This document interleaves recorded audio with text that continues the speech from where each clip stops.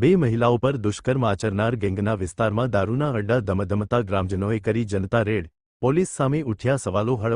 હળવદ તાલુકાના કડિયાણા ગામે ગેરકાયદેસર દારૂના અડ્ડાઓ સામે ગ્રામજનોનો રોષ ફાટી નીકળ્યો હતો.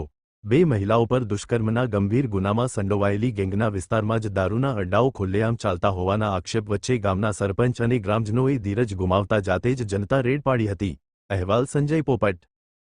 પટેલ ગામનો સરપંચ, કડિયાણા ગામના સરપંચ છું, બરોબર. એના માટે આજે જનતા રેડ કરવાનું કારણ એક જ છે કે આ ગામમાં આ જે જગ્યા છે એ જગ્યા ઉપર દેવી પૂજકનો વિસ્તાર છે ટોટલ, બરોબર. દેવી પૂજક વિસ્તારના લોકો ટોટલ આ જ ધંધો કરે છે, દારૂ ઉતારવાનો અને વેચવાનો. બીજા નંબરમાં કે અત્યારે આ જે વેચાણ થાય તો ઓછામાં ઓછો 2-3 મકાન છે, 2-3 મકાનમાંથી ઓછામાં ઓછા 12 કેલબા જેટલા દારૂનો હાથો પકડેલ છે, બરાબર.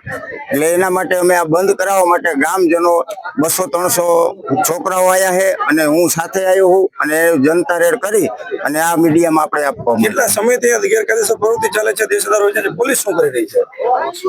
પોલીસમાં તો આપણને બહુ ખ્યાલ ન હોય કે કરે છે કે શું કરે છે શું નહીં. આપણે એનો કોઈ ફરિયાદ નથી કરી ક્યારેય, પણ આ લોકો જે કરે છે તો પોલીસને પણ ખબર તો હોવી જ જોઈએ કે આ વસ્તુ અહીંયા બને છે કે આ વસ્તુ અહીંયા ઉતરે છે, બરોબર. તમારી શું માંગ?